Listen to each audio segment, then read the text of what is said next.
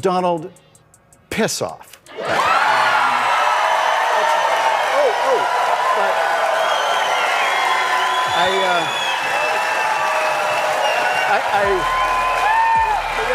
wait. Yes. But Donald, before you piss off, would you release the Epstein files? Is that it looks like the federal government, which is entirely controlled by the Republican Party, is going to shut down in about 20 minutes. Anything? Let me know. Let me know if anything changes, okay? If so, it will cut a lot of important services and put a lot of people out of work, but not everyone. Well, I tell you, folks, I definitely did not call this one, but evidently The Late Show has outlasted the United States federal government. We're still open, and they done shut down. But you know what? Maybe this is a good thing. You know, the government hasn't been working that great lately. It's tough to tell who irritates Donald Trump more: reporters, prosecutors, or late-night hosts, but few have lived rent-free in his head as long as Stephen Colbert. Since the 2016 campaign, Colbert has made skewering Trump a nightly ritual, from the campaign trail to the former president's latest outburst at the United Nations. What sets Colbert apart isn't just his sharp wit or perfect timing, it that every joke comes armed with receipts. Just a few hours ago, this new cover of The New Yorker came out. It's a tiny hand in a big suit, holding a TV remote.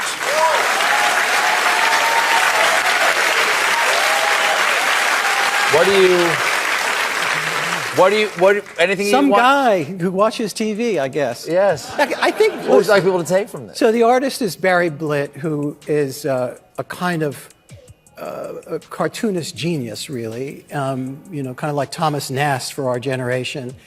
And it captures in one image Trump's peculiar obsession with the media, particularly television, I'd have to say.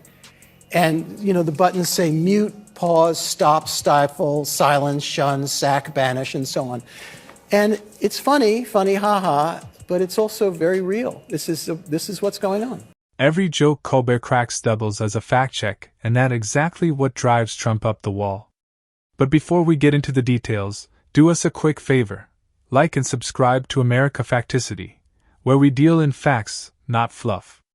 Colbert takedowns of Trump go all the way back to that infamous golden escalator ride in 2015. At first, he treated Trump like a political oddity, a reality TV star chasing headlines. But when Trump turned his fire on the press, immigrants, and women, Colbert stopped joking around and started punching up. I mean, that son of a bitch, is really unbelievable. Mr. Son of a Bitch. I mean, Mr. Son of a Bitch. His royal... Yes, no, I never imagined that we'd ever have a president like this, and I hope we don't ever have another president like this again. I never even imagined there would ever be a situation in which the president of our country was celebrating hundreds of Americans losing their jobs. There's somebody who took pleasure in that. That, to me, is the absolute opposite of what a leader of this country is supposed to be. Colbert's show evolved from light political humor into something sharper, almost investigative. By 2016, when Trump openly urged Russia to find Hillary emails, Colbert didn't mince words, calling it what it was, a reckless act of desperation. He did what few others on television dared, drawing a straight line between Trump ego and America growing vulnerability. And when the Access Hollywood tape surfaced later that year, Colbert went straight for the truth, using his monologue to lay bare the moral decay at the heart of Trump campaign. On Friday, Donald Trump posted, "I absolutely love that Colbert got fired. His talent was even less than his ratings."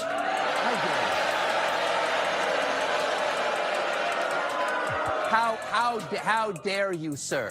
Would an untalented man be able to compose the following satirical witticism? Go yourself.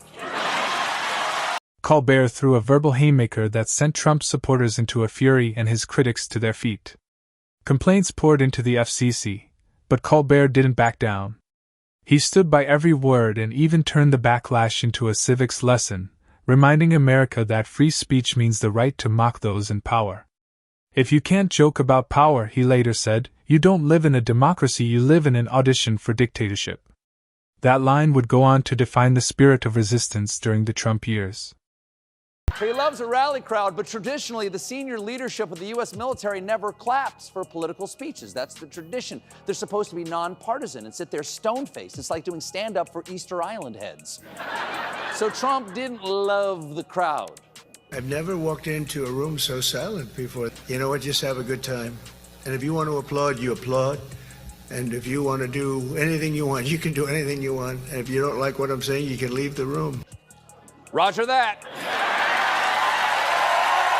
A few months later, Colbert pulled off something no one expected. He took the Late Show to Moscow. For an entire Russia week, he turned satire into spectacle. He drank vodka on camera, filmed at the Ritz-Carlton Moscow, the very hotel tied to the Steele dossier rumors, and even jokingly announced the 2020 presidential run on Russian TV. It was classic Colbert, fearless, absurd, and sharp enough to double as performance art. And it worked. I know what you're saying. You're saying, Steve, Trump may have no sense of discipline or decorum, but at least he didn't assemble every general in the world to bring up the N-word. There's that to hold on to, right? Wrong. Here he is talking about the nuclear. We can't let people throw around that word. I call it the N-word. There are two N-words, and you can't use either of them. Yep. No, that's right, folks. There's two N-words. One you can never use, and the other you can only use if you're doing karaoke. CNN, MSNBC, and even Fox News ran with the story, calling it a biting critique of Trump's strange affection for the Kremlin. Then came Charlottesville, and Trump infamous claimed that there were very fine people on both sides. Colbert's response was instant and unforgettable. There aren't two sides to Nazis, he said. There's only one side, the side that lost World War II. That night, the studio laughter hit differently. It wasn't just amusement, it was relief, catharsis, and a shared sense of moral clarity.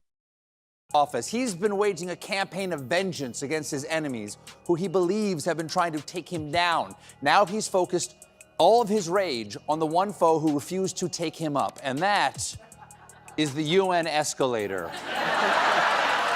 So right now, yep.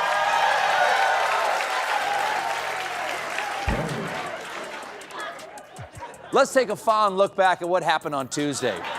Trump walks up to the escalator, steps on, and uh-oh, no.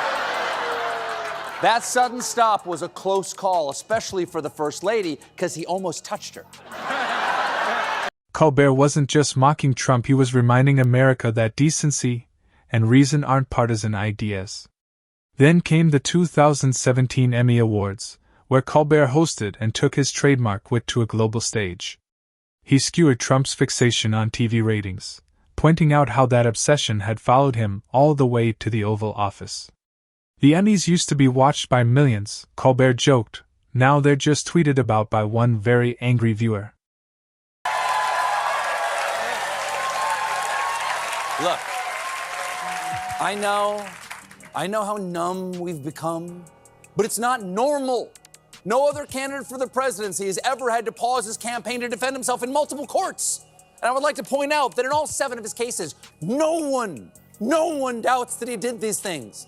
We're just sitting around patiently waiting to find out if the wheels of justice will grind fast enough for there to be any consequences. And the media is covering it like it's any other political story, like it's all horse race.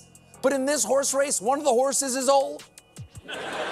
Well, one of the horses is old, has hoof and mouth disease, and keeps quoting Horse Hitler. In a moment that instantly went viral, Colbert shocked the audience by bringing out former press secretary Sean Spicer, the very man who once insisted Trump inauguration drew the largest crowd ever.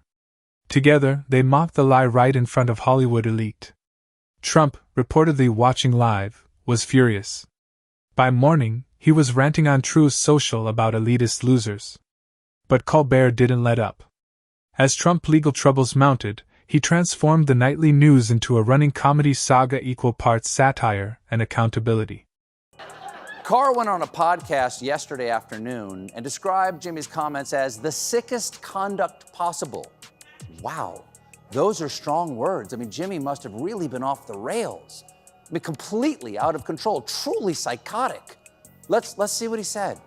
We hit some new lows over the weekend with the MAGA gang desperately trying to characterize this kid who murdered Charlie Kirk as anything other than one of them and doing everything they can to score political points from it. In between the finger pointing, there was grieving. Is that the clip? Really? Because that's just Jimmy Kimmel.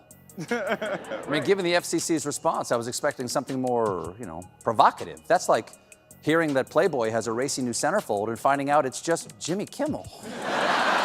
Was it the Emmy monologue, the smoking gun bit, or his heartfelt message after January 6th? Tell me in the comments. I'd love to know which Colbert moment hit you the hardest.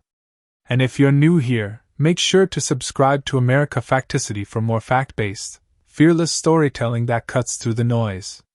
Because if Colbert's shown us anything, it's that humor can outshine hate. It reveals the cracks that arrogance tries to hide, and in Donald Trump's case, those cracks have turned into craters. In the end, truth still gets the last laugh. And that's what keeps Stephen Colbert and all of us tuning in.